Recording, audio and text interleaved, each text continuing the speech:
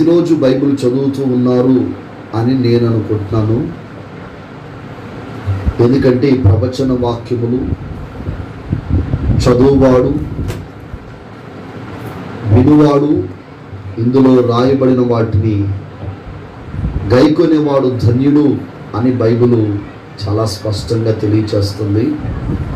కాబట్టి వాక్యం వినడం, చదవడం, దాన్ని ధ్యానించడం అనేది ఒక క్రైస్తవునికి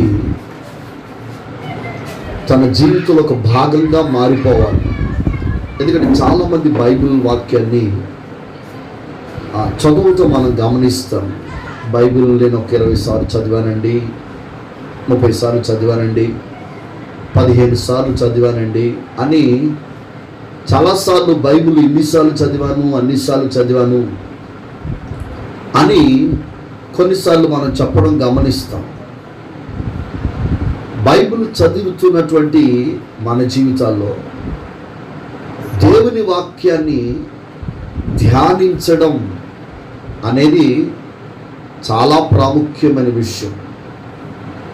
ఎందుకంటే దేవుని వాక్యము ధ్యానించడం అనేది నేటి క్రైస్తవునికి చాలా ప్రాముఖ్యమైనటువంటిది. ఎందుకంటే మన శరీరానికి ఆహారం ఎలాగో మన ఆత్మకు కూడా దేవుని వాక్యం అటువంటిదే అన్న సంగతి మనకు తెలుసు. యేసు ప్రభు కూడా ప్రార్థన చేసేటప్పుడు మా అనుదినాహారం నేడు మాకు దయచేయము అని పర్టికులర్గా తండ్రిని అడగమన్నాడు. సహజంగా మనం గమనిస్తాం, ఏ రోజుకు ఆ రోజు ఆహారం సమకూర్చుకునే వాళ్ళు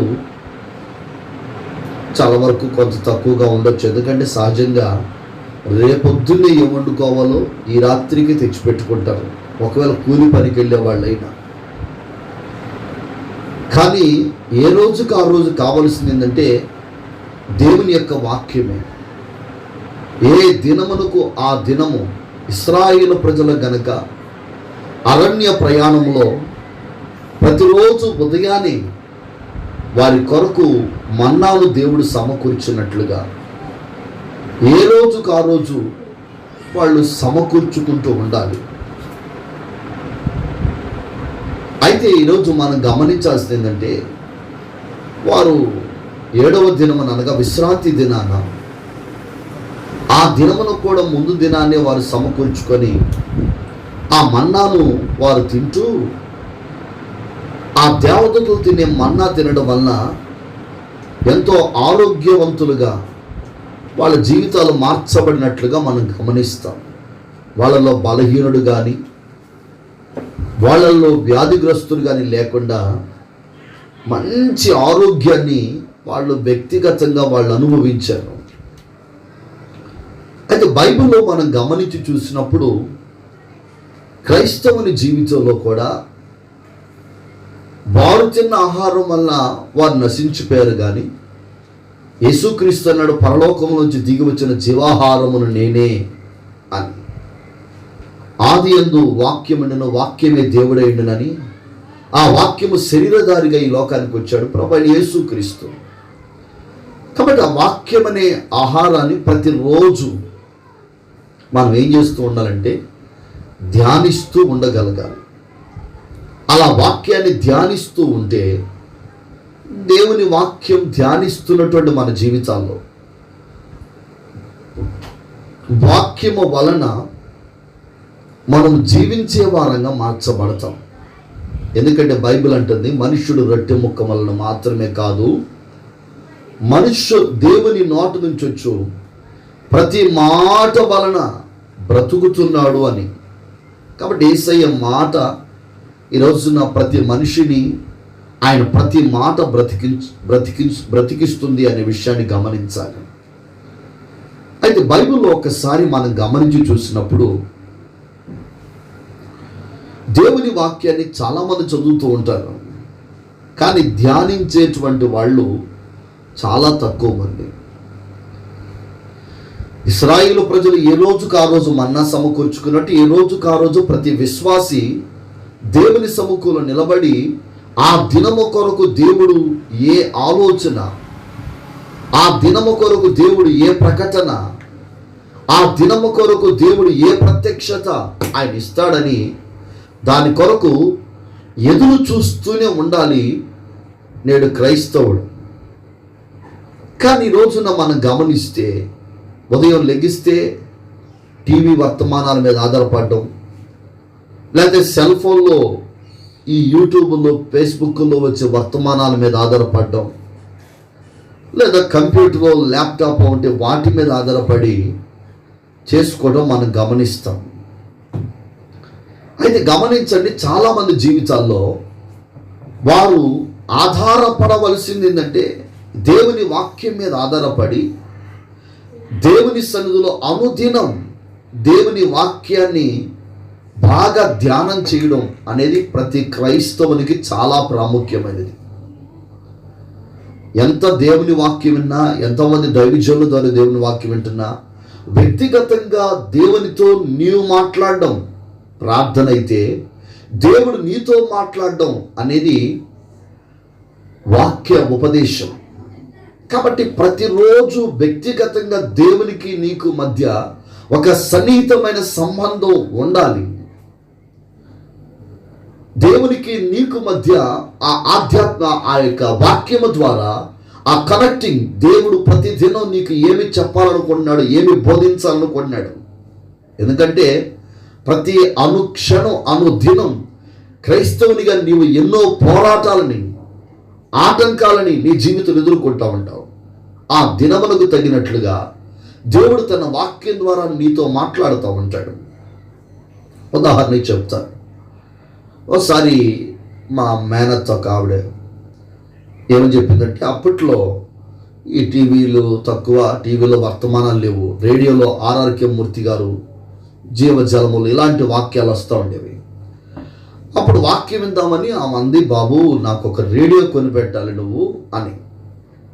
సరే నాకు ఇస్తే రేపు పొద్దున్నే విజయవాడ వెళ్ళి ఆ రేడియోని కొనుక్కొచ్చి ఇస్తానని చెప్పాను. చెప్తే సరే ఆమె ఆ సరిపడ డబ్బులు ఇచ్చింది. ఒకవేళ ఇంకేమైనా తగ్గితే నేను ఇస్తానని చెప్పింది. సరే కదా అని చెప్పి నేనేం చేశానంటే సరే కదా అని మాట ఇచ్చాను. ఉదయాన్నే లేచి దేవుని వాక్యం చదువుతున్నాను. నిన్నటి దినం డబ్బులు తీసుకుని ఈరోజు ఉదయం లేచి బైబిల్ చదువుతున్నాను. చదువుతుంటే దేవుడు అన్నాడు కదా, నువ్వు వెళ్ళి ఎవరికైతే మాట ఇచ్చావో త్వరగా వెళ్ళి నేను దాన్ని నెరవేర్చలేనని చెప్పి వెళ్ళి చెప్పిరా అని.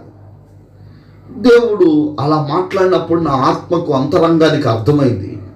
ఏమనంటే, ఈరోజు నేను ఆ రేడియోని తీసుకొచ్చి ఆమెకి ఇవ్వలేను, కాబట్టి నేను గబక్కర మాట ఇచ్చేశాను, మాట తప్పకూడదంటే ముందే వెళ్ళి చెప్పాలని పరిశుద్ధాత్మ దేవుడు తన వాక్యాన్ని ధ్యానిస్తూ ఉండగా నాతో మాట్లాడారు.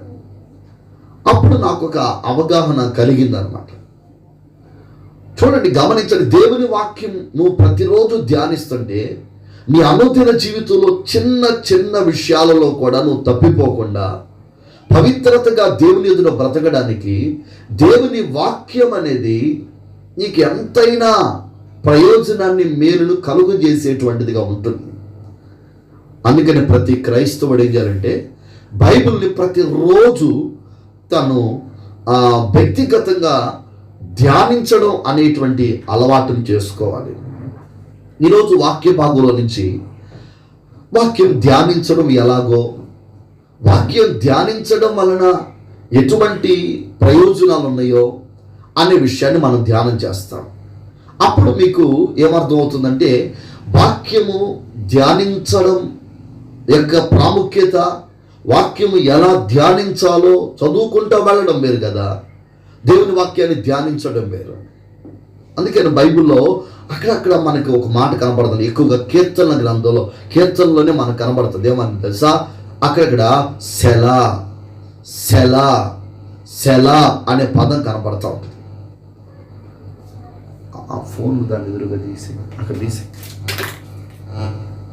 ఇటు తీసుకొచ్చి ఇటు పెట్టు. సెల అనే పదం కనపడుతుంది. ఉదాహరణకి చూడండి, మీరు బైబిల్లో 52వ కీర్తన చూస్తే ఆ 52వ కీర్తనలో మీకు ఆ మాటలు మీకు కనిపిస్తాయి. అది చూడండి, 3వ చరణంలో, మేలు కంటే కీడు చేయుట, నీతి పలుకుట కంటే అబద్ధము చెప్పుటయు నీకిష్టము. తర్వాత కింద 5వ చరణంలో కూడా ఉంది, కావున దేవుడు సదాకాలం నిన్ను అనగొట్టును, నిన్ను పట్టుకొని ఆయన నీ గుడారములో నిన్ను పెళ్లగించును, సజీవుల దేశం నుంచి నిన్ను నిర్మూలము చేయును అని ఈ మాటను మనం గమనిస్తాం. సెలా అంటే అర్థం ఏంటంటే ఆగి ఆలోచించి దాని యొక్క అంతరార్థం పరమార్థం ఏంటో గ్రహించమని. దానిలో దాగి దేవుడు అంటే అక్కడున్న విషయాన్ని గురించి మనం ఒకసారి ఆలోచిస్తే కనుక, ఉదాహరణకు అక్కడ అంటాడు కదా, మేలు కంటే కీడు చేయుటయు నీతి పలుకుట కంటే అబద్ధము చెప్పుటయు నీకిష్టము. ఎవరికి ఇష్టం? ఇక్కడ రాయబడినటువంటి దావీదుకి ఇష్టమా? మరి ఎవరికి ఇష్టం అంటే మనకు ఒక ప్రశ్న వచ్చింది అనమాట. అంటే అసలు ఈ మాట ఎవరిని గురించి రాసింది, ఎవరు రాశారు, ఎందుకు రాశారు? ఈ మాటను బట్టి నా వ్యక్తిగత జీవితానికి ఈ వాక్యము ద్వారా నా వ్యక్తిగత జీవితంతో దేవుడు ఏం మాట్లాడాలనుకుంటున్నాడు అనే విషయాన్ని మనం అక్కడ ధ్యానించడం ద్వారా మనం గ్రహించగలుగుతాం. లేకపోతే ఆ మేలు కంటే కీడు చేయడం నీకు ఇష్టం, నీతి పలుకుడు కంటే అబద్ధం చెప్పడం నీకు ఇష్టము, ఆ కపటమైన నాలుక అని చదువుకుంటూ వెళ్ళిపోయాం అనుకోండి. చదువుకుంటూ వెళ్ళిపోతే ఆ దావీదు రాసిన కీర్తనలే అనుకుని మనం వెళ్ళిపోయాం అనుకోండి, మన దేవుని వాక్యము ఎంతకాలం ఉన్నా కానీ నేర్చుకోలేము. లేకపోతే ఎవరైనా పాస్టర్ గారు చెప్పినా ఎప్పటి నుంచో నాకు అర్థం కాలేదు, ఇప్పుడు చెప్పారు అంటున్నాడు. కాబట్టి మనం దేవుని వాక్యాన్ని ధ్యానం చేయాలి. ఎవరి గురించి చెప్తున్నాడు అక్కడ బైబిల్లో రాయబడింది, ఏదోమీడైన దోయేగు సౌలు వద్దకు వచ్చి దావీదు అహీమెలెకు ఇంటికి వచ్చి ఉన్నాడని అతనితో చెప్పినప్పుడు దావీదు రచించిన కీర్తన. ఎవరో తన గురించి దావీదు గురించి సౌలుకు చెప్పారు, ఇదిగో పలానా చోట దావీదు ఉన్నాడంట అని. మరి ఈడెవడో నా మీద పితరులు మోస్తున్నాడు, అట్లాంటి వాడు మేలు చేయటం కంటే కీడు చేయటం, నీతి పలుకుడు కంటే అబద్ధం చెప్పడం వాడికి ఇష్టం. వాడి నాలుక అలాంటిది, అలాంటి మనుషులు సమాజంలో ఉంటారు అనే విషయాన్ని మనకు అర్థం అవడానికి రాస్తున్నాడు. కాబట్టి మనం దేవుని వాక్యాన్ని ధ్యానం చేస్తున్నప్పుడు మన అనుదిన జీవితంలో కూడా కొంతమంది మన గురించి చెడుగా మాట్లాడేటువంటి వారు ఉంటారు, కీడు చేసేటువంటి వారు కొందరు ఉంటారు. వాళ్ళకి ఏంటంటే మేలు చేయడం కంటే కీడు, మంచి విషయాలు పలికేదాం కంటే చెడ్డ విషయాలు పలకడం బాగా ఇష్టం వాళ్ళకి. అప్పుడు మనం దేవుని వాక్యాన్ని ధ్యానిస్తున్నప్పుడు మన అనుదిన జీవితంలో ఎవరైనా అలాంటి వాళ్ళు మనకి ఎదురయ్యారా? లేకపోతే ఈ రోజు ఏమైనా మనకి అలాంటి వాళ్ళు ఎదురవుతారా? దేవుడు ఎందుకు ఈ వాక్యం ద్వారా మాట్లాడుతున్నాడు? లేకపోతే నేను మేలు చేసే వ్యక్తిగా ఉన్నానా, కీడు చేసే వ్యక్తిగా ఉన్నానా? నా నోట నుంచి నీతి కలిగిన మాటలు వస్తున్నాయా, అబద్ధాలు వస్తున్నాయా? నీతి అంటే ఇష్టపడుతున్నానా, అబద్ధాలంటే ఇష్టపడుతున్నానా?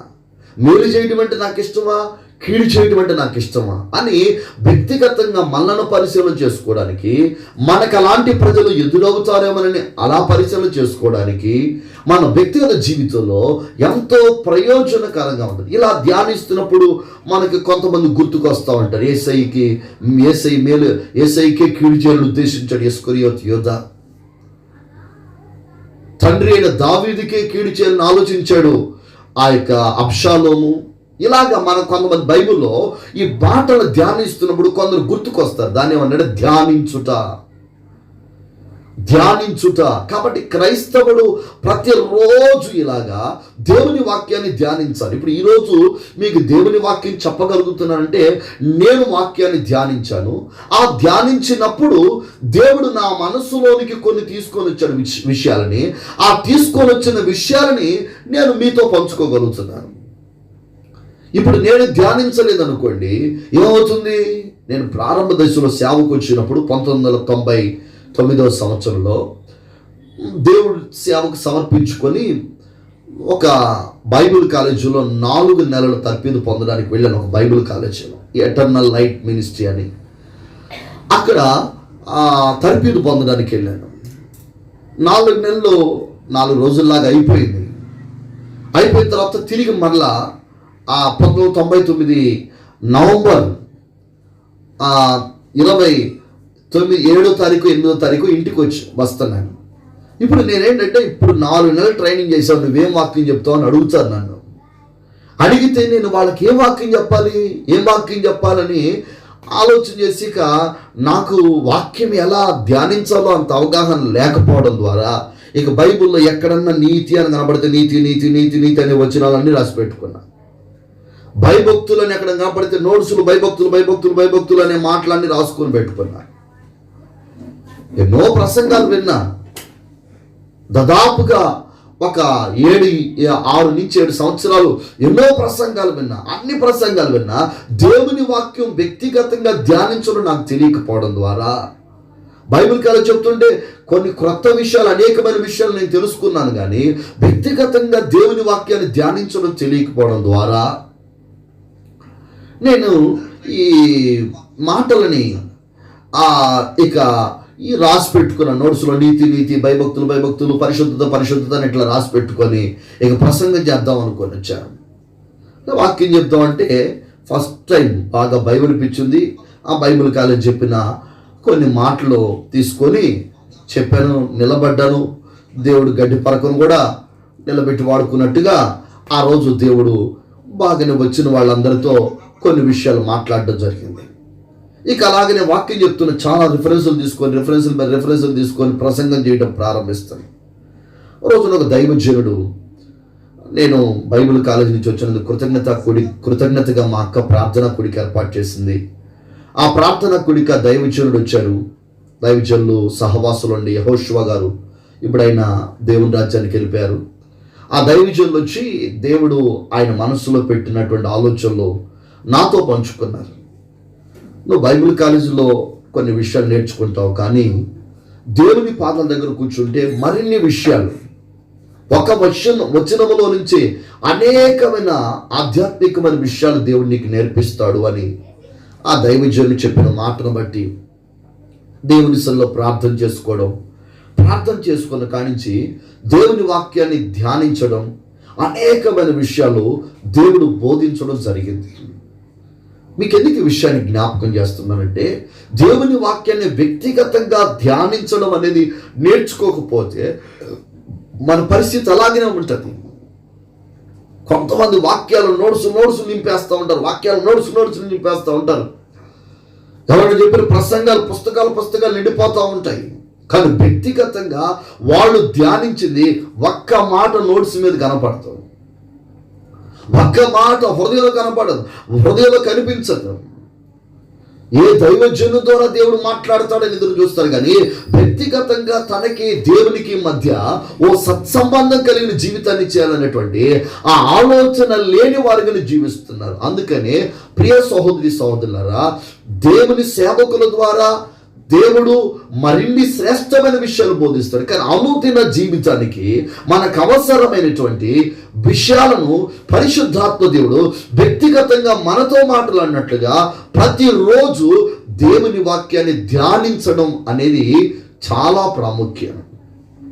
చూడండి, బైబిల్లో గమనిస్తే ఈ ధ్యానించుట అనేది మనం దాని యొక్క ఆంతర్యాన్ని మనం గ్రహించాం కదా. ఇప్పుడు ఆగి ఆలోచించి, ఎందుకు ఈ మాట, ఎవరి గురించి రాయబడింది, ఈ మాట ద్వారా దేవుడు నాతో ఏం మాట్లాడాలనుకుంటున్నాడు, ఆ మాట ద్వారా నా వ్యక్తిగత జీవితానికి ఎటువంటి ఆశీర్వాదం కలుగుతుంది, అంత మాత్రంగా ధ్యానించినప్పుడు మనం గుర్తుపెట్టుకోవాల్సిందంటే వాక్యాన్ని అర్థం చేసుకుంటూ దానిని మన జీవితానికి అన్వయించుకుంటూ దాని ప్రకారంగా వాక్య ప్రకారంగా జీవించాలనేటువంటి ఆ సమర్పణ, ఆ తృష్ణ, ఆ తపన కలిగి మనం ఉండాలి.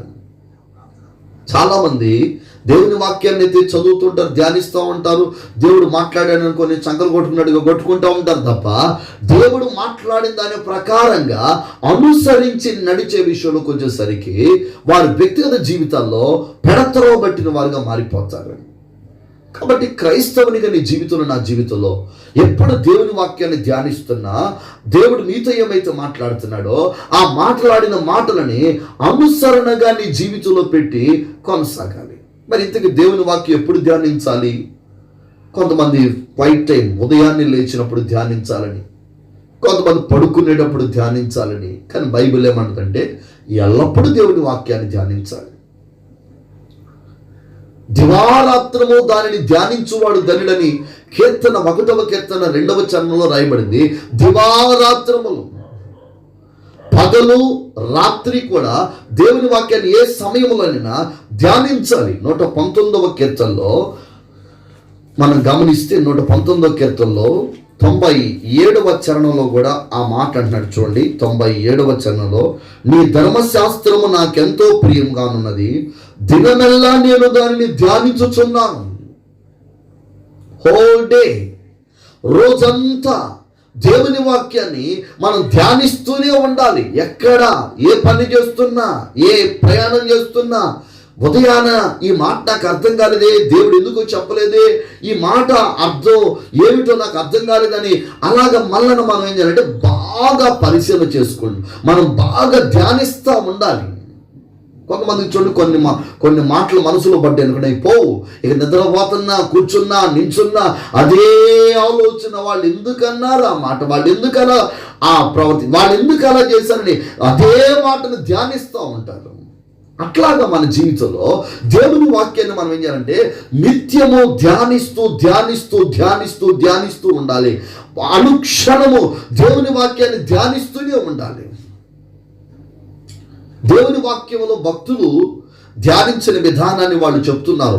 వారు ఏం ధ్యానించారంటే ఆయన కార్యాలను గురించి ధ్యానం చేశారట. 77వ కీర్తన 12వ చరణంలో వారు చెప్పేది ఏంటంటే, నేను నీ కార్యాల గురించి ధ్యానం చేశాను. ఇంకేం ధ్యానం చేశారట, ఆయన క్రియలను గురించి.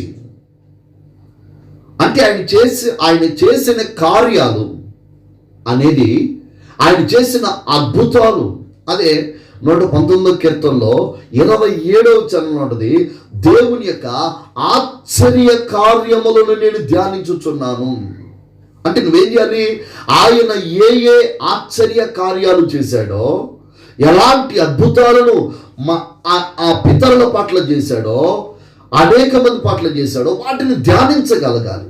ధ్యానిస్తున్నప్పుడు మనకి విశ్వాసం. ఇప్పుడు దావీదు గొల్యాతును చంపడానికి వెళ్ళినప్పుడు ఏం జ్ఞాపకం చేసుకున్నాడు, దేవుడు సింహం మీద ఎలాగ జయమిచ్చాడో, ఎలుగుబంటి మీద ఎలాగ జయమిచ్చాడో వాటిని ధ్యానిస్తున్నాడు.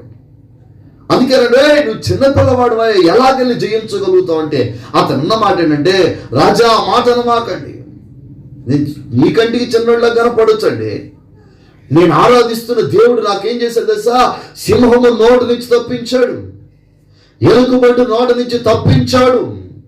కాబట్టి రాజా మీరేమి నన్ను అంత చులకనగా అంచనా వేసుకొని ఆలోచన చేయమాకండి అని రాజుతో అంటున్నాడు. రాజు కూడా అతను చెప్తున్న మాటలు ధైర్యాన్ని పుట్టించాయి. ఈ పిల్లవాడు ఏదో జయించేటట్టే ఉన్నాడని. కారణం ఏంటంటే బైబిల్ ఏమన్నదంటే, మనం దేవుడు మన పట్ల ఏ ఏ కార్యాలు చేశాడు, లేకపోతే దేవుడు బైబిల్లో ఏ ఏ అద్భుతాలు, ఆశ్చర్యకార్యాలు, మహత్తర కార్యాలు చేశాడో వాటన్నిటిని ధ్యానిస్తున్నప్పుడు మనకి ఎనలేని విశ్వాసం, దేవుడు చేసిన కార్యాలను ధ్యానిస్తున్నప్పుడు గొప్ప విశ్వాసం అనేది మన అంతరంగంలోకి రావడం ప్రారంభమవుతుంది. వారి పట్ల చేసే దేవుడు మనకెందుకు చేయడం అనేటువంటి ఆలోచన, ఆ విశ్వాసాన్ని మన వ్యక్తిగత జీవితంలో కలుగు చేస్తుందనే విషయాన్ని మనం గ్రహించాలి. ఇకపోతే చూడగానే అంటాడు, నీ క్రియలను ధ్యానించదను. అంటే దేవుడు ఏమై ఉన్నాడో మనం ధ్యానం చేయాలి. ఆయన దైవత్వం, ఆయన పరిశుద్ధత, ఆయన విధేయత, ఆయన సాత్వికం, ఆయన ప్రేమ, ఆయనలో ఉన్నటువంటి గుణ లక్షణాలని కూడా ఆయన ఏమేమి కార్యాలు చేశాడు, ఆయన క్రియలు, ఆయన ఏ విషయాన్ని అసహించుకున్నాడు, ఏ విషయాన్ని ప్రేమిస్తున్నాడు, ఆయన పాపం విషయంలో ఎలా విముఖుడుగా ఉంటున్నాడు, పవిత్రత పట్ల దేవుడు ఎలా ఉంటున్నాడు, ప్రతి విషయాన్ని కూడా మనం ఏం చేయాలంటే చక్కగా ధ్యానించాలి. ఆయనను గురించి బాగా ధ్యానము చేయగలగాలి. ఆయన క్రియలను గురించి, ఆయన ఎవరెవరి పట్ల ఏ విధంగా ఆయన బిడ్డతో బైబిల్ గ్రంథంలో ఏ విధంగా కనపరుస్తూ వచ్చాడు. యేసుప్రభు అనలేదా, నేను తండ్రి ఏమిటి చేయడు చూస్తున్నానో దానినే చేస్తున్నాను, నన్ను చూసిన వాడు తండ్రిని చూసినట్టే. అని ఆయన క్రియలను గురించి ఆయన ప్రకటిస్తూ వచ్చాడు. కాబట్టి ఆయన క్రియలను మనం ధ్యానించాలి. అప్పుడేమవుతుంది, మనకు కూడా అలాంటి శోధనలు పరిస్థితులు వచ్చినప్పుడు ఆయన క్రియలను ధ్యానిస్తున్నాం. అందుకనే హెబ్రీయులకు రాసిన పత్రిక 12వ అధ్యాయంలో మొదటి నుంచి ఒక 4 వచనాలు రాస్తూ అంటాడు, మీరు ఇదిగో ఆయన శిలువను సహించి అవమానాన్ని నిర్లక్ష్యపెట్టి నిందలను తృణీకరించి ఉన్నాడే, ఆయనను మీరు జ్ఞాపకం చేసుకోండి. జ్ఞాపకం చేసుకొని మీ శ్రమలలో ఆయన ఎలా సహించాడు అలాగ సహించండి. పూర్వమందు యోబు సహించాడు, అలా సహనానికి యోబును జ్ఞాపకం చేసుకోండి అని చెప్పినట్లుగా మనము ఆయన క్రియలను, ఆయనలో ఉన్న సాత్వికాన్ని, ఆయనలో ఉన్న దీనత్వాన్ని, ఆయన అన్నాడు, మీరు నా శరీరం తిని నా రక్తము త్రాగడానికి వచ్చినప్పుడల్లా నన్ను జ్ఞాపకం చేసుకున్నాను. ఆయన క్రియలను మనం దేవుని వాక్య భాగం నుంచి ధ్యానం చేయాలి. చాలామంది అలా క్రియలను మనం ధ్యానించకపోవడం వల్ల యేసు ప్రభువుల ఆ లోపం ఉంది, ఈ లోపం ఉంది, అవున్నాయి అని మాట్లాడుతున్నప్పుడు వాళ్ళకి సమాధానం చెప్పాలంటే ఆయన క్రియలో మనం ధ్యానిస్తే కదా మనకు అర్థం అవుతుంది. కాబట్టి ప్రియ సహోదరి సహోదరులారా, లోకంలో వాళ్ళు ఎంతోమందికి దండం పెట్టుకునేటప్పుడు వాళ్ళకి పనికి మాలిన కార్యక్రమాలు, లోపాలు బోల్డని ఉన్నాయి. ఆ పనికి మాలిన చరిత్రలే, లీలలని, అవని ఇవని చెప్పి చక్కగా వాటిని వాళ్ళు చేసిన అపవిత్రమైన కార్యాలను కూడా ఎంతో ముచ్చట కలిగిన కార్యాలుగా చెప్పుకుంటున్నారు. మనం ఆరాధిస్తున్న దేవుడు పరిశుద్ధుడు.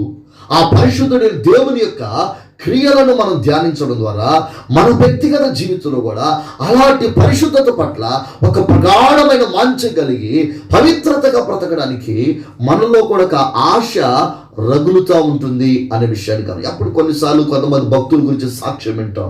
వాళ్ళ త్యాగాన్ని, వాళ్ళ సమర్పణని, వాళ్ళు దేవుని కొరకు బ్రతికిన విధానాన్ని, దేవుని కొరకు వాళ్ళు పోగొట్టుకున్న విధానాన్ని, అవన్నీ నా మటుకు నేనైతే కొన్నిసార్లు వాళ్ళ గురించి వింటున్నప్పుడు కళ్ళ నీళ్ళు అలా తిరిగిపోతూ ఉంటాయి. ఎందుకని అని గమనిస్తే వాళ్ళు దేవుని సన్నిధిలో దేవుని కొరకు వాళ్ళు బ్రతికిన బ్రతుకు అలాంటిది.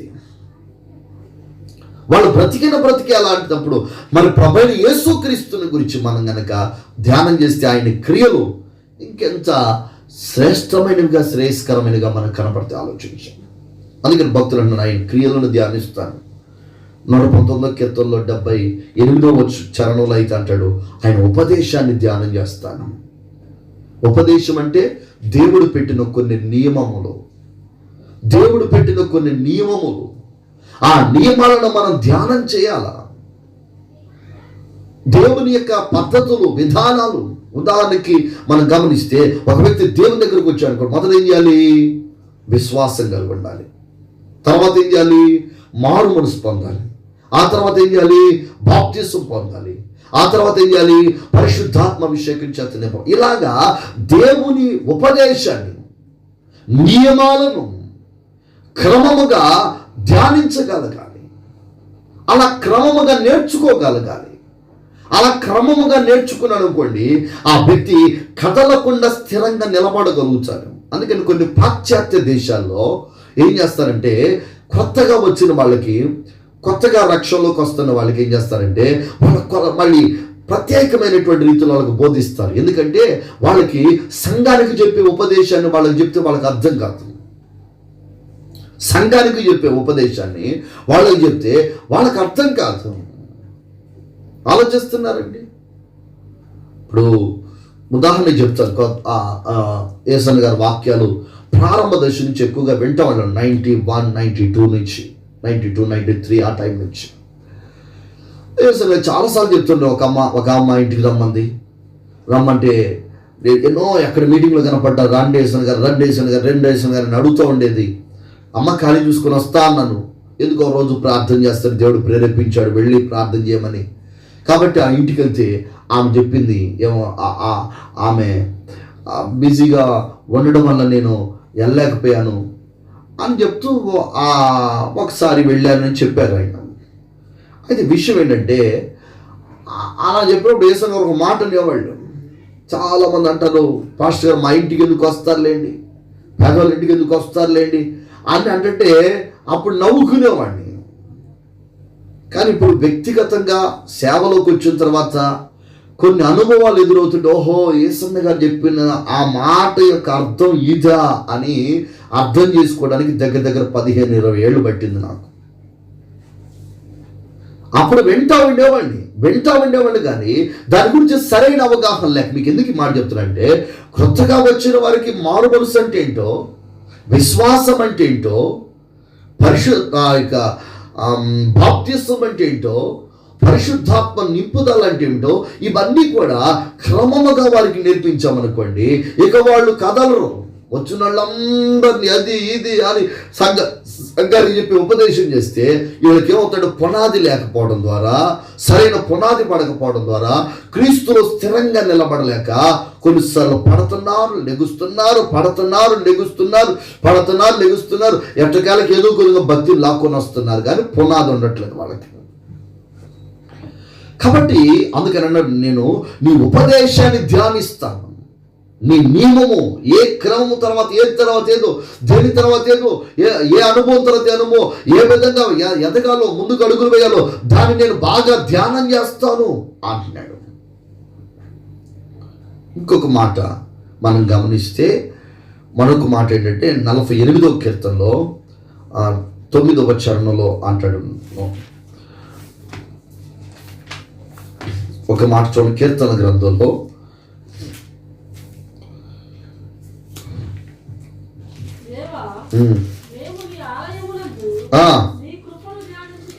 చూడండి, నీ కృపను గురించి ధ్యానం చేస్తాను అంటున్నాడు. ఇప్పుడు దేవుని సన్నిధిలో దేవుని కృపను గురించి ధ్యానం చేస్తాడట. ఇప్పుడు మనం కూడా దేవుని సన్నిధిలో ఆయన కృపను గురించి ధ్యానించాలి. అంతే తప్ప ప్రతిదానికి కృప అనే పదం తగిలించుకొని వెళ్ళిపోయి, ఏం చేసినా కృప, ఎలా జీవించిన కృప, ఎప్పుడు చూసిన కృప, ఏ పరిస్థితులైన కృప అనుకుంటా కృప అంటూ ఉండకూడదు. ఆ మధ్య ఒక అబ్బాయి వాళ్ళ పాస్టర్ గారు మాట్లాడడం విని కొంతమంది ఈ మధ్యకాలంలో ఎక్కువ అది అయిపోయింది. వాళ్ళ పాస్టర్ గారు ఎట్ట మాట్లాడతారో అట్ట మాట్లాడడం, ఆయన ఎట చూస్తాడో అటు చూడడం, ఆయన ఎట్లాగా దువ్వుకుంటాడో తల అటు దువ్వుకోవడం, ఆయన ఇన్షర్ట్ చేస్తే ఇన్షర్ట్ చేయడం, ఆయన బెల్ట్ పెడితే బెల్ట్ పెట్టడం, ఆయన కుడి చేతికి వాచి పెడితే కుడి చేతికి వాచి పెట్టడం. వాళ్ళు ఎవరు ఏం చేస్తే దాన్ని చూసి వాళ్ళ పాస్టర్ గారు లాగానే కనపరుచుకోవడానికి ప్రయత్నం చేస్తారు.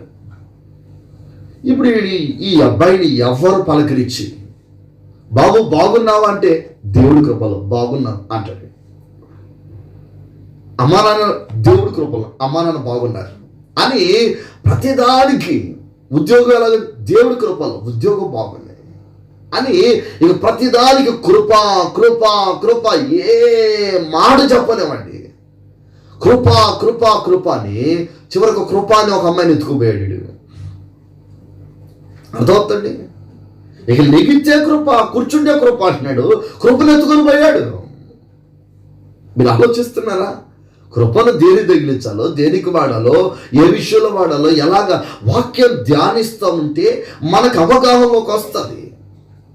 అంతా కృప అనుకుంటేటగా దేనికి కృప, ఏ విషయంలో కృప, ఎంతవరకు దేవుడు కృప చూపించేవాడు, ఏ విషయాల్లో కృప చూపిస్తాడు అని ఇప్పుడు కూడా కొంతమంది వాళ్ళలో ఉన్న దుర్మార్గపు ఆలోచనలు చంపుకోలేక దేవుడు సత్యదా కృప చూపిస్తానంటున్నాడయ్యా. ఆ సత్య లోపల నేను మారు మనసు పొందుతా, అప్పుడు దాకా చేస్తూ ఉంటా అంటారు. పాపం చేస్తూ ఉంటా, పాపం ఎక్కడ విస్తరించను కృప అక్కడ విస్తరించను, కాబట్టి నేను చేస్తానే ఉంటా అని చేస్తున్నారు కొందరు. ప్రియ సహోదరులారా, అందుకని కృపను గురించి కూడా మనం బాగా ధ్యానం చేస్తే ఆ కృప ఏ విధంగా, ఏ సమయంలో మన వ్యక్తిగత జీవితంలో అది కృప మన పట్ల ప్రయోజనకరంగా మారుతుందో, దుర్వినియోగంగా మారిపోతుందో. ఎందుకంటే పౌలు అన్నాడు, నేను దేవుని కృపను వ్యర్థం చేసుకోలేదని. కొందరు విషయాల్లో కృప వ్యర్థమైపోతుంది. కాబట్టి దేవుని వాక్యాన్ని ధ్యానిస్తూ ఉంటే, ఆయన కృపను గురించి ధ్యానం చేస్తూ ఉంటే మనం చక్కగా అవగాహనలోకి రావడం ప్రారంభమవుతుంది. దేవునికి స్తోత్రం. కాబట్టి ఇలా మనం గమనిస్తే గనక దేవుని వాక్యాన్ని పలు విధాలుగా మనం ధ్యానించాలి. అయితే బైబిల్లో మనం గమనిస్తే ఈ వాక్యం ధ్యానించడం అనేది భక్తులు చెప్పింది ఏంటంటే ధ్యానం చేయడం కూడా ఒక వరం లాంటిది అని. అందుకని మనం ప్రార్థన చేసి దేవుని అడిగి పొందుకోవాలి. ఎందుకంటే కీర్తనకారుడు అంటగా నీ ధర్మశాస్త్రంలోని ఆశ్చర్యకరమైన సంగతులు చూస్తున్నట్లుగా నా కన్నులు తెరువు దేవా అని 119 కీర్తనలు చెప్తాడు. అంటే దేవుని యొక్క ధర్మశాస్త్రంలో ఉన్న ఆశ్చర్యకరమైన సంగతులని మనము ధ్యానించగలిగినట్లుగా మన కన్నులు తెరవబడాలి. 119వ కీర్తన 18వ చరణంలో ఆ మాట కనబడుతుంది. దేవుని సన్నిధిలో దేవుని వాక్యం ధ్యానించడానికి మన కన్నులు తెరవబడాలి. ఇప్పుడు హాగరు ఉందండి, ఆమె చేతి దగ్గర ఓటు ఉంది, కానీ ఆమె కన్నులు తెరవబడలేదు కనుక పక్కనే ఉన్న ఓటును గమనించలేకపోయింది. దేవుడు ఆమె కన్నులు తెరిచినప్పుడు పక్కనే ఉన్న ఓటను చూసింది. ఆ ఓటలో ఉన్న వచ్చిన నీళ్ల ద్వారా తన బిడ్డ బ్రతికినట్లు మనం గమనిస్తాం. కాబట్టి మీరు గమనించాల్సిందంటే దేవుని వాక్యాన్ని ధ్యానించడానికి మీ కళ్ళు తెరవబడాలి. లేకపోతే బైబిల్ చదివినా నాకు అర్థం కావట్లా, బైబిల్ ఎంత చదువుతున్నా కానీ నాకేంటో తెలియట్లా, నాకు అర్థం కాక ఇది వద్దులే, ఈ పేజీ వద్దులే, ఈ పుస్తకం వద్దులే అనుకోని అర్థమవుతండి. ఇప్పుడు పాస్టర్ గారు అమ్మా వాక్యమును నమలాలి. ధ్యానించడం అంటే ఏంటి? గేదె ఉంది అనుకోండి, గడ్డి తింటది, ఇంటికి వెళ్ళిన తర్వాత నెమరు వేస్తుంది, అట్లాగా వేయాలా వాక్యం నమలాలా అని పాస్టర్ గారు బాగా ప్రసంగం చేశారు, బల్లగుద్ది ప్రసంగం చేశాడు. ఆ ప్రసంగం ఓ ముసలాడికి బాగా నచ్చిందండి. నచ్చింది చేసి తెలుసా, బైబిల్లో రోజుకో పేజీ తినటం ప్రారంభించింది. ఆది కారణం కానీ తినటం ప్రారంభించింది. మొత్తం తిని రాను బైబిల్ వెయిట్ తగ్గిపోతుంది. చివరికి ఏం చేసింది సార్, ప్రకటన గ్రంథం వరకు తినేసింది.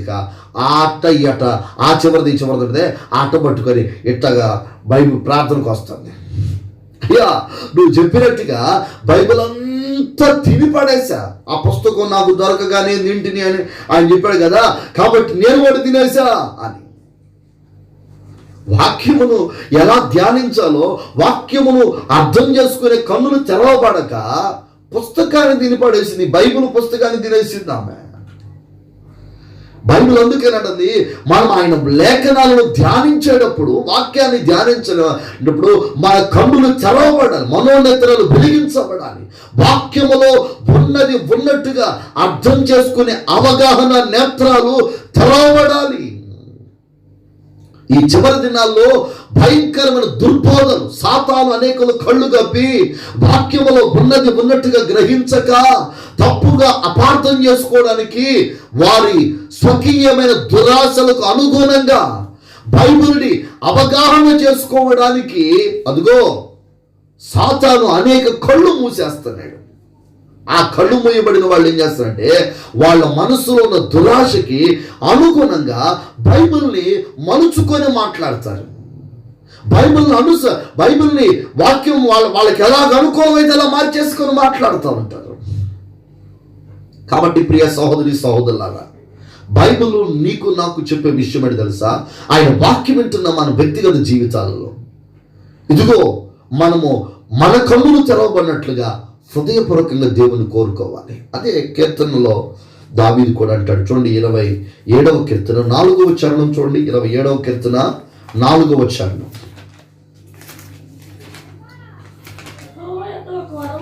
యెహోవా యొద్ద ఒక వరం అడిగితిని, దానిని నేను వెతుకుచున్నాను. యెహోవా ప్రసన్నతను చూచుటకు, ఆయన ఆలయములో ధ్యానించుటకు నా జీవిత కాలమంతయు నేను యెహోవా మందిరంలో నివసింపకోరుచున్నాను. ఆ వరాన్ని అడిగాడు. ఏ వరం? ఆయన మందిరంలోకి వెళ్ళి ఆయన వెతకడం, ఆయన ఆలయంలో దేవుని వాక్యాన్ని ధ్యానించడం, ఈ వరాన్ని అడుగుతున్నాడు. మరి ఈ రోజున మనం కూడా గమనించాల్సిందే, దేవుని వాక్యము ధ్యానించగలిగే ఆ వరాన్ని, ఆ కన్నులు తెరవబడిన అనుభవాన్ని మనం వ్యక్తిగత జీవితంలో మనం పొందగలగాలి. అందుకే కదా ఆ రథం మీద వెళుతున్న వాడు నపుంసకుడు, అపొస్తలుల కార్యం 8వ అధ్యాయంలో యెరూషలేము దేవాలయం నుంచి వెళ్తున్నాడే నపుంసకుడు యెషయా పుస్తకాన్ని చదువుతున్నాడు. చదువుతుంటే ఆ యొక్క పిలుపు అనే దైవజనుడు అడుగుతున్నాడు, నీవు చదువుతున్న దాన్ని గ్రహిస్తున్నావా అంటే, ఎవడైనా నాకు త్రోవ చూపకపోతే నాకు ఎలాగ అర్థమైద్దయ్యా? ఎవరైనా వివరించి చెప్పాలి కదా, చెప్పందే నాకు ఎలా అవగాహనలోకి వస్తుంది, నేను ఎలా గ్రహించగలుగుతాను అని చెప్పి అతను చదువుతున్నాడు కానీ గ్రహింపు లేనివాడిగా ఉన్నాడు. అందుకే యేసు ప్రభు శిష్యునికి పర్టికులర్గా చెప్పాడు, ఏమని తెలుసా?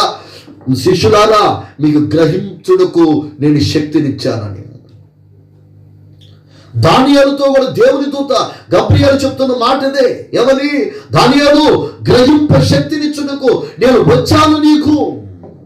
అడగాలి దేవుణ్ణి, దేవాన్ని వాక్యములో ఉన్నది ఉన్నట్టుగా సత్యాన్ని సత్యంగా గ్రహించగలిగినట్లుగా నా మనోనేత్రాలు వెలిగించు, లేఖనాలు గ్రహించగలిగే శక్తిని నాకు ప్రసాదించు. కొంతమంది వింటారు కానీ గ్రహించరు. బైబిల్ అందుకన్నది, ఈ ప్రవచన వాక్యములు చదువువాడు, ఇందులో రాయబడిన వాటిని గ్రహించేవాడు, వాటిని గైకొనువాడు ధన్యుడు. వినాలి, గ్రహించగలగాలి. దేవుని వాక్యాన్ని ధ్యానిస్తున్నప్పుడు సంపూర్ణ అవగాహన, గ్రహింపు కలిగిన వారుగా ఉండాలి. అంతే తప్ప పైన ఏదో దేవుని వాక్యాన్ని ధ్యానించుకుంటూ వెళ్ళిపోయి పర్వాలేదు, దేవుడు ఈ రోజుకి ఒక మాట చెప్పాడు, సాలే స్తోత్రం, ఈ వాగ్దానం దేవుడు ఇచ్చాడు. క్యాలెండర్, కొంతమంది క్యాలెండర్ భక్తులు అంటారు.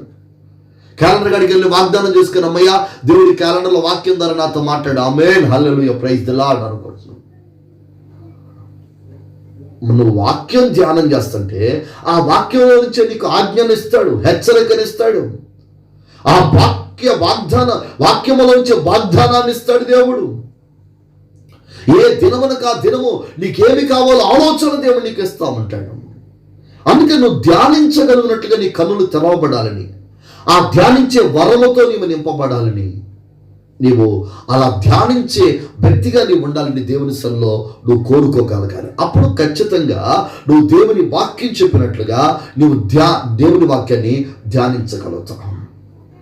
అప్పుడు వాక్యం చదువుతుంటే నీ కళ్ళు తెరవబడి ఉంటాయి కనుక తేటగా ప్రతి విషయం కూడా నీకు క్షుణ్ణంగా ఉన్నట్టుగా అర్థమవుతుంది. కొంతమంది ఉన్నారు చూడండి, ఈ ముస్లిమ్స్లో షఫీ అని, హైందవ మత గ్రంథాల గురించి మాట్లాడే కొంతమంది భక్తులు ఉంటారు చూడండి.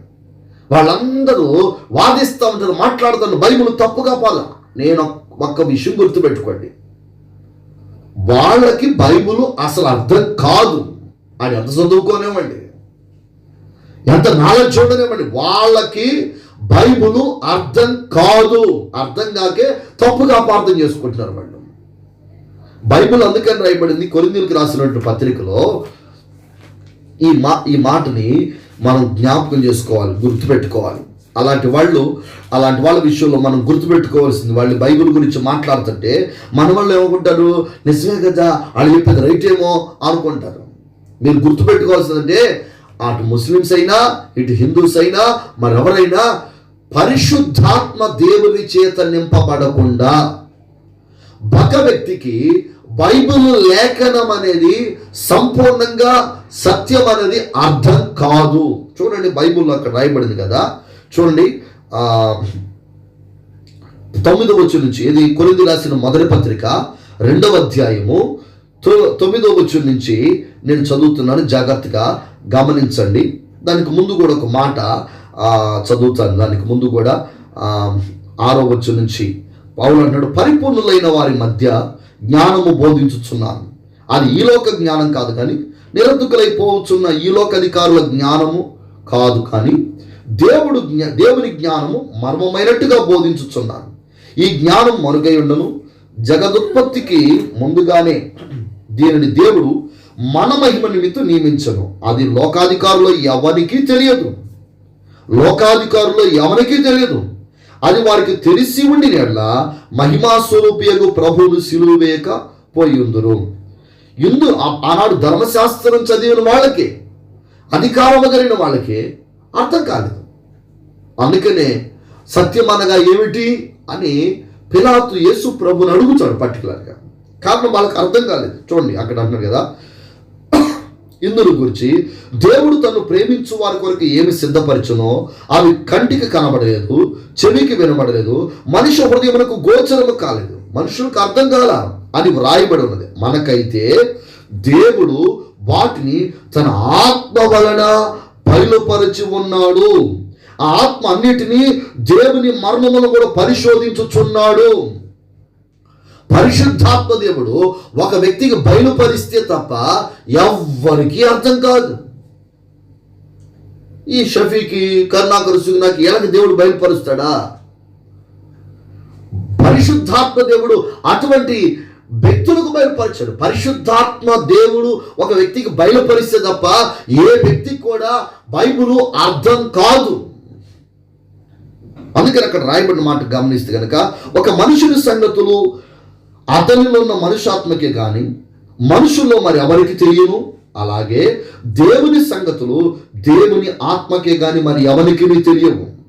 దేవుని వల్ల మనకు దయచేయబడిన వాటిని తెలుసుకున్నట్టుకై మనం లౌకికాత్మను కాక దేవుని యొద్ద నుండి వచ్చు ఆత్మను పొంది ఉన్నాము. వాళ్ళు లౌకికాత్మ కలిగిన వాళ్ళు. అందుకని వాక్యాన్ని వక్రీకరించి మాట్లాడతారు. వాక్యాన్ని తప్పుడు విధానములో వారు మాట్లాడడం ప్రారంభిస్తారు. కానీ ఇప్పుడు మనం గమనించాల్సింటే మనం లౌకికాత్మ కాదు పొందాల్సింది. కొంతమంది ఈ లోక జ్ఞానమును తీసుకొని వచ్చి బైబిల్కు జోడించి వాక్యాన్ని మాట్లాడుతూ ఉంటారు. అవి వినటానికి చెవులకి ఎనసొంపుగా ఉంటాయి. చిన్న చిన్న వాళ్ళకు కూడా అవగాహన గ్రహించినట్టుగా అర్థమవుతుంది, కానీ వాస్తవం తెలియదు వాళ్ళకి. వాళ్ళు ఎందుకంటే లౌకికమైన జ్ఞానము చొప్పున దేవుని వాక్యాన్ని బోధిస్తూ ఉన్నవారు. వారు లౌకికమైన జ్ఞానాన్ని బైబిల్కి ఆపాదించి మాట్లాడతారు. ఆ జ్ఞానంతో బైబిల్ గ్రంథాన్ని ప్రజలకు బోధించడానికి ప్రయత్నం చేస్తూ ఉంటారు. కాబట్టి మనం ఒక దైవజనుడు మాట్లాడుతున్నప్పుడు కూడా అతను లౌకిక జ్ఞానాన్ని ఆధారం చేసుకుని మాట్లాడుతున్నాడా, దేవుని జ్ఞానాన్ని ఆధారం చేసుకుని మాట్లాడుతున్నాడా అనేటువంటి అవగాహన, గ్రహింపు కూడా ఖచ్చితంగా మనం కలిగి ఉండాలి. అలా కలిగి లేకపోతే మనం ఎంతో నష్టపోయే పరిస్థితులు ఉంటాయనే విషయాన్ని గ్రహించాలి. పరిశుద్ధాత్మ దేవుని ద్వారా, పరిశుద్ధాత్మ జ్ఞానము చేత ఆ వ్యక్తి మాట్లాడుతున్నాడా, ఆ దైవజనుడు నిజంగా దేవుని దగ్గర నుంచి. ఎందుకంటే యేసుప్రభు అన్నాడు, నా గొర్రెలు నా స్వరం వింటాయని. నువ్వు ఆయన గొర్రెలైతే అది దేవుని స్వరమా కాదా అనేటువంటి అవగాహన ఖచ్చితంగా నీకు వస్తుంది అనే విషయాన్ని గ్రహించాలి. అందుకని చాలాసార్లు చెప్తూ ఉంటారు ఏంటంటే, వాక్యమునకు పరిశుద్ధాత్మ దేవుని వలన అవసరమైన కొన్ని ఎగ్జాంపుల్స్ జోడించవచ్చు. యేసుక్రీస్తు ఉపమానం లేకుండా ఏమీ బోధించలేదని ప్రతి ఒక్కళ్ళు ఏం చేస్తారంటే ఉపమానములకు వాక్యాన్ని జోడిస్తున్నారు. ఉపమానానికి వాక్యం జోడించడం కాదు, వాక్యమునకు ఉపమానాన్ని బోధించాలి. ఆ ఉపమానం కూడా ఎలా ఉండాలి? ఏదో పెట్ట కథ చెప్పినట్టుగానో కల్పిత కథలు చెప్పినట్టుగా ఉండకూడదు. ఆ ఉపమానం ఏమై ఉండాలంటే, చూడండి బైబిల్లో గమనిస్తున్నాడు పౌలు చెప్తున్న మాట ఇదే 2వ అధ్యాయంలో, కొరింథీ రాసిన మొదటి 2వ అధ్యాయంలో 4వ వాక్యం అంటాడు, మీ విశ్వాసము మనుషుల జ్ఞానమును ఆధారము చేసుకొనక దేవుని శక్తిని ఆధారము చేసుకుని ఉండవల్లని నేను మాట్లాడినను సువార్త ప్రకటించినను జ్ఞానయుక్తమైన తీయని మాటలు వినియోగింపక పరిశుద్ధాత్మయు దేవుని శక్తియు కనపరచు దృష్టాంతములనే వినియోగపరిచితిని అన్నాడు పౌలు. పరిశుద్ధాత్మ దేవుని శక్తిని కనపరిచేటువంటి, పరిశుద్ధాత్మయు దేవుని శక్తిని కనపరిచే దృష్టాంతములు వినియోగించాలి. ఆ దృష్టాంతం అయినప్పుడు దేవుడు ఎంత శక్తివంతుడో కనబడాలి, కానీ ఆ వ్యక్తి, ఆ భక్తుడు లేకపోతే ఆ వ్యక్తి ఎంత గొప్పవాడో కనపడకూడదు. ఆలోచిస్తున్నారా? ప్రసంగం విన్న తర్వాత దేవుని శక్తి బయటికి కనపడాలి, పరిశుద్ధాత్మ దేవుని యొక్క ప్రభావం బయటికి కనపడాలి. పరిశుద్ధాత్మ దేవుని ప్రభావం కనపట్ల ఏం కనపడుతుందంటే ఆయన గొప్పోడంట, ఈయన గొప్పోడంట, ఆయన ఇది చేశాడంట, ఆయన ఇది చేశాడంట, ఆయన విమానం కనిపెట్టాడంట, ఆయన ఎరుపు అని మనుషుని యొక్క గొప్పతనాన్ని కనబడుతుంది. అంటే అలాంటి ఎగ్జాంపుల్స్ ఉపయోగించడం తప్ప అంటలేదు నేను సుమా. ఆ ఎగ్జాంపుల్ ఉపయోగించిన సమయంలో కూడా దేవుని శక్తి ప్రజలకు కనపడాలి.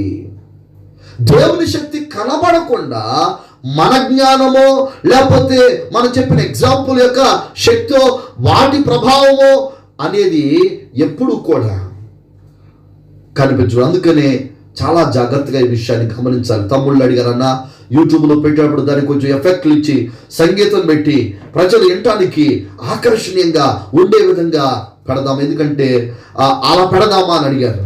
నేను అన్నాను, తమ్ముడు అలా చేయకూడదు. వాక్యం వినిపించేటప్పుడు దేవుని శక్తి కనబడాలి. ఆ వాక్యం ద్వారా దేవుడు క్రియ చేయాలి. కానీ మన సంగీతాలు, మనం పెట్టే ఎఫెక్ట్లు, మనం పెట్టేటువంటి ఏమంటారు ఆ సంగీతంతో దాన్ని ఒక ప్రత్యేకమైనటువంటి మోటివేషన్ క్లాసులో కనుక చూపిస్తూ ఉంటారే, వాళ్ళు ఏదో ఒక మాట ఇలా అనగానే దాన్ని ఒక ప్రత్యేకమైన రీతిలో ప్రజలందరూ ఆశ్చర్యపోతున్నట్టుగా చూపించడం, ప్రజలందరూ దాన్ని చూసి చప్పడం, ఒక వ్యత్యాసమైన రీతిలో ప్రోత్సహించబడుతున్నట్లుగా ఏదో వేరియేషన్లో చూపించి ఆ వీడియో ద్వారా ప్రజల దగ్గర నుంచి ప్రశంసలు అందుకోవడానికి ప్రయత్నం చేస్తారు. పౌలు అంటాడు, పౌలు పత్రికలు చూస్తే ఒకడేమో నిజంగా ఎంత అద్భుతంగా ఉందని అంటాడట, పౌలు ప్రసంగం చూస్తేనేమో కొరగాని వలె ఉన్నాడని మాట్లాడతాడట. అందుకే పై వచనాలు అన్నాడు, పై వచనాల్లో అన్నాడు కదా, చూడండి 2వ అధ్యాయం 1వ వచనంలో, సహోదరులారా నేను మీ యొద్దకు వచ్చినప్పుడు వాక్చాతుర్యముతో గాని జ్ఞానాతిశయముతో గాని దేవుని మర్మము మీకు ప్రకటించుచూ వచ్చిన వాడను కాను. నేను యేసుక్రీస్తును అనగా సిలువ వేయబడిన యేసుక్రీస్తు తప్ప మరి దేనిని మీ మధ్య నెరుగుకుందనని నిశ్చయించుకుంటుని. వాక్చాతుర్యం కాదట, జ్ఞానాతిశయము కాదట. ప్రియమైన దేవుని పిల్లారా, వాక్చాతుర్యంతోనూ జ్ఞానాతిశయంతో ప్రకటించేటువంటి బోధలకి ప్రజలకు సులువుగా ఆకర్షితులైపోతున్నారు. నేను చెప్తూ ఉంటాను, ఒక అంకుల్ గారు దేవుని వాక్యం వినటానికి వచ్చాడు. ఆయన అన్నాడు, అబ్బా మీ వాయిస్ వింటే చాలా సుమధురంగా ఉందండి అన్నాడు. అది దేవుని మందిరానికి వచ్చి ఇక ఆయన వాయిస్ వినటానికి వచ్చాడు. ఆయన నాకు తెలిసి ఒక 7-8 సంవత్సరాలు దాదాపుగా దేవుని మందిరానికి వచ్చాడు.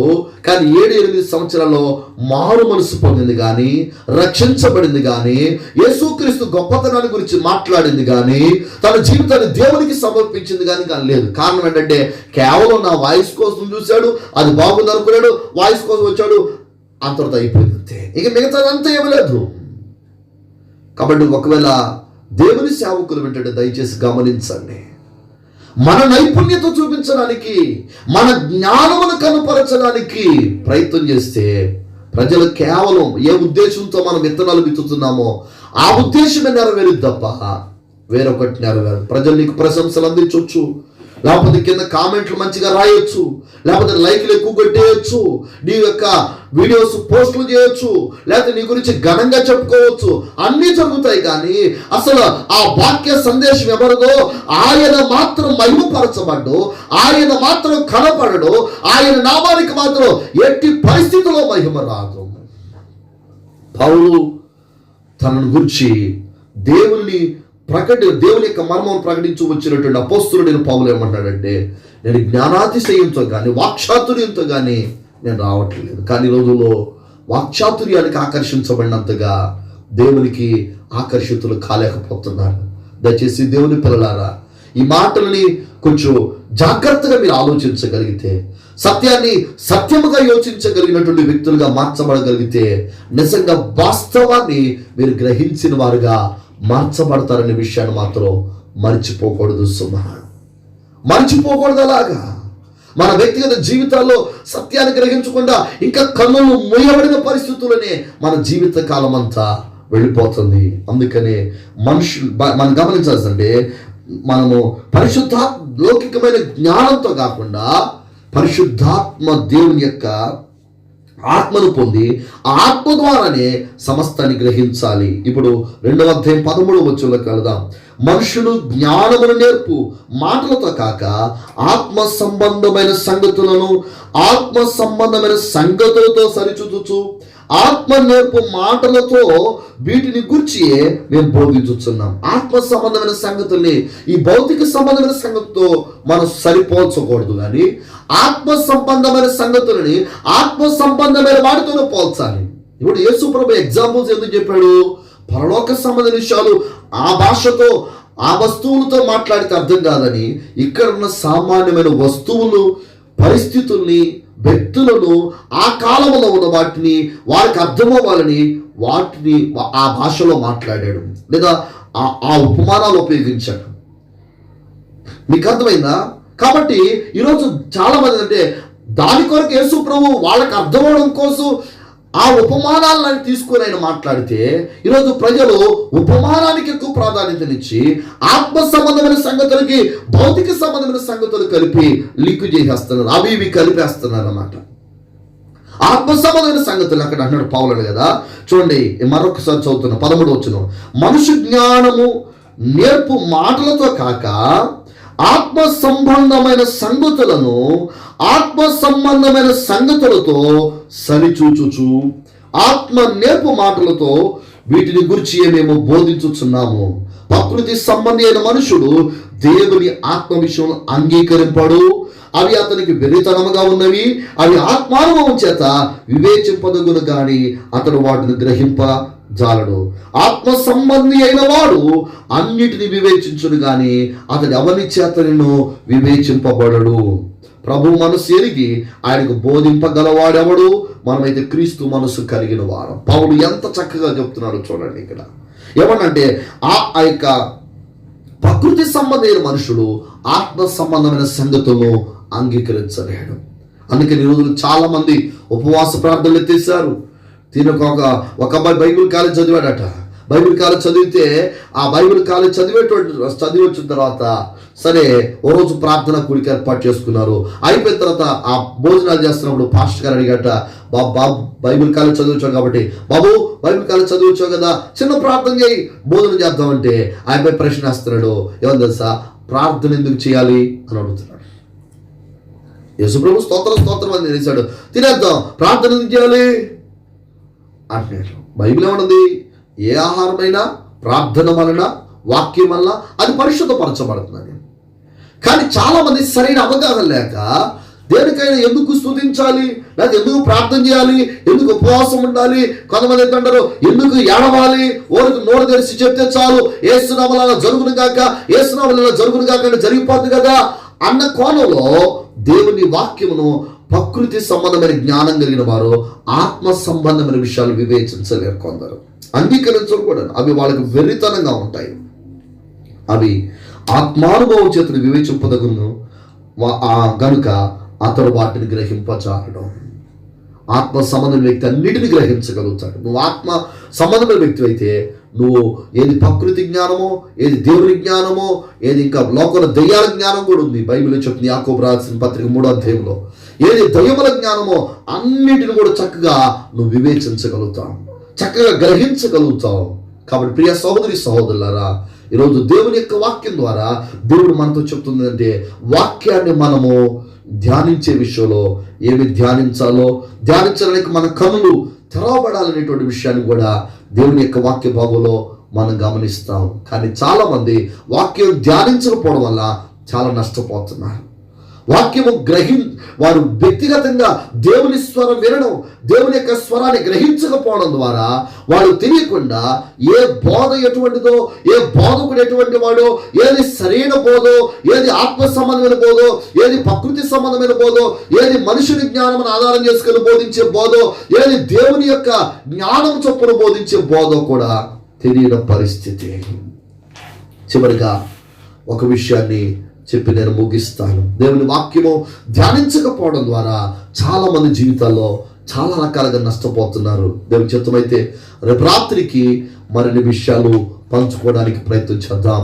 పిల్లరా, దేవుని యొక్క సన్నిధిలో మనం గమనిస్తే గనక ఓ రోజున ఒక దేవుని వాక్యాన్ని ధ్యానించకపోవడం ద్వారా, అవగాహన లేకపోవడం ద్వారా జరిగేటువంటి నష్టాన్ని మనం గమనిస్తూ ఒక రోజున ఓ పాస్టర్ గారు ప్రసంగం చేస్తున్నాడు. ఆయన ప్రసంగం చేస్తూ ఏదో చిన్న ప్రార్థన కూడికి ఏర్పాటు చేస్తున్నారు. పల్లెటూరు చదువు రాదంతగా అవగాహన లేదు. మరి ఈయన కూడా ప్రసంగం మరి ఏ కోణంలో ఎక్కడుండి చేస్తున్నాడో మనకు తెలియదు. కానీ భూమి మీద ఉన్నాడో లేకపోతే మధ్యాకాశంలో ఉన్నాడో, పౌల్లాగా 3వ ఆకాశానికి వెళ్ళిపోయాను అక్కడ వచింప చెక్కింగ్ అనే మాటలో మనకు తెలియదు. కానీ ఆయన ప్రసంగం చేస్తున్నాడు అనమాట. ప్రసంగం చేస్తున్నాడు, లాజరు లే, లాజరు లే అని ప్రసంగం చేశాడు. మొత్తానికి యేసు ప్రభు చెప్పేవాడికి లాజరు లేచాడట. లేవంగానే ఎరా అడిగిపోయారా మార్త మరి లేడుతుంటే అన్నాడట యేసు ప్రభు. అర్థమవుతండి. అసలు ఆయనకు వాక్యం అంటే ఏమైనా అవగాహన ఉందా? గ్రహింపు ఉందా లేదా అనే విషయాన్ని నాకేం అర్థం కాల. ఆయన ప్రసంగిస్తున్నాడు, లాజరు లే అంటే ఆ సమాధిలో ఉన్నాడంట, నేను లేవను అంటున్నాడట. మళ్ళా యేసుప్రభు రే లాజరు లేరా అంటే అన్నాడ, నేను లేవను. మళ్ళా లాజరు లేరా అని గట్టిగా యేసుప్రభు లేరా అని గద్దించాడట. గద్దించగానే డిగి అనుకుంటూ వచ్చాడట. వచ్చిన తర్వాత అన్నాడట, రే లాజరు ఏడికి పోయావరా, మేము అత్త మరి అట్లా ఏడుతుంటే అని అన్నాడట యేసుప్రభు. చూడండి, ఆలోచించండి, అసలు బైబిల్ అతనికి ఏమన్నా అవగాహన ఉందా, చదువుతున్నాడా, ధ్యానిస్తున్నాడా? ఏం అవగాహన లేకుండా ఏదో నోటికి వచ్చింది చెప్పేస్తున్నా. దయచేసి దేవుని పిల్లారా, ఇలాగ చాలా మంది కొన్ని పల్లెటూరు ప్రాంతాలకు వెళ్తే చాలా బాధ అనిపించింది. ఆ సేవకుడు ఏం చెప్తున్నాడో తెలీదు. ఏ వచ్చినవన్నా తినివ్వండి, వచ్చినది అంటాడు, నీకు ఆశీర్వాదము కృప కలిగింది, ఆశీర్వాదము క్షేమం కలిగింది, ఆశీర్వాదము క్షేమం కలిగి ఏ వచ్చిన తీసినా ఇక ఆయన దాన్ని వివరించడం ఉండదు, దాని అర్థం చెప్పడం ఉండదు, దానిలో ఏమి దాగి ఉందనే విషయాన్ని మాట్లాడు. కానీ ఒకటే మాట అంటాడు, అమ్మా నీకు ఆశీర్వాదం కృప కలిగింది. వాక్యం చదువుతున్నావా, ఆశీర్వాదం కృప కలిగింది. అమ్మ ప్రార్థన చేస్తున్నావా, ఆశీర్వాదం కృప కలిగింది. అక్కడ రాసింది ప్రార్థన చేయమని, ప్రార్థన చేస్తే ఆశీర్వాదం కృప కలిగింది. దేవుడు ఏమంటున్నాడు, ఇచ్చావా ఆశీర్వాదం కృప కలిగింది అంటే నాకు చాలా బాధ అనిపించింది. అయ్యయ్యో, కనీసం అక్కడ చదవబడిన వాక్యాన్ని కనీసం వివరించినా బాగుండేది. ఏమి వివరించలేదు, ఆశీర్వాదం కృప అంటమే సరిపోతుంది. దయచేసి దేవుని వాక్యాన్ని ధ్యానించండి.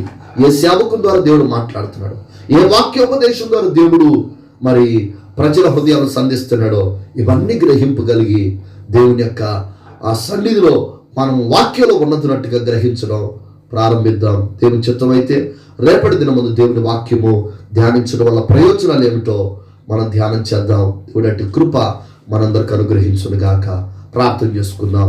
అందరూ నోరు తెరిచి అడగండి, ప్రభువా నా కన్నులు తెరువయ్యా, నీ వాక్యాన్ని ధ్యానించే వరాన్ని నాకు ఇవ్వు ప్రభువా, నీ వాక్యమును సంపూర్ణంగా అవగాహన చేసుకోవడానికి సహాయం చేయి అని దేవుని హృదయపూర్వకంగా అడుగుదాం. ప్రేమ గల తండ్రి, పరిశుద్ధుడైన ప్రభువా, నీ దాసుడైన నన్ను మరుగుపరిచి మీరు మాట్లాడిన ప్రతి మాట కొరకు వందనాలు. మీకే సమస్త ఘనత మహిమ ప్రభావం చెల్లును కాక రాజా. రేపటి దిన కొరకు సిద్ధపరచండి. ఈ దినమందు వైఫై వల్ల కలిగిన ప్రతి అభ్యంతరం మీరు ఎరుగుదురు, సంపూర్ణంగా కొట్టివేసి నీ పనికి ఎక్కడ అభ్యంతరం లేకుండా సమస్తము సమకూర్చి మీరు జరిగించండి. నీ పనిని ఆశీర్వాదకరంగా చేయమని మహిమ మీరు పొందండి. నీ వాక్యాన్ని ధ్యానించినట్లుగా మా హృదయాలన్నింటినీ ప్రభువా మీరు సిద్ధపరచండి. మేము ధ్యానిస్తుండగా మా కన్నులు తెరవబడాలి దేవా.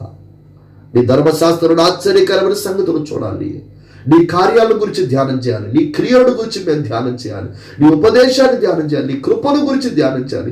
వాటి గురించి సరిగా ధ్యానించకపోవడం వల్ల అవగాహన లేక అజ్ఞాన దశలో పడిపోతున్నాం. ప్రభువా మాకు సహాయం చేయండి. ఇంకా నీ వాక్యాన్ని లోతుగా ధ్యానించడానికి, తేటగా గ్రహించడానికి సహాయం చేయండి.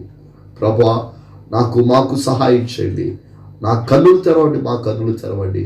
వాక్యమే అందరిలో క్రియ జరిగించాలని యేసు సర్వశక్తి కలిగిన నామములో వేడుకొనడిగి పొంది ఉన్నాము మా పరలోకపు తండ్రి. ఆమేన్, ఆమేన్. మరి తండ్రిని దేవుని ప్రేమ, ఆయన కుమారుని యేసుక్రీస్తు కృప, పరిశుద్ధాత్మ దేవుని యొక్క నిత్య సన్నిధి సహాయం, ఆయన వాక్యమును ధ్యానించడం వల్ల కలిగే ప్రయోజనాలు అనుభవించుటకు సదాతో నడిపించును గాక.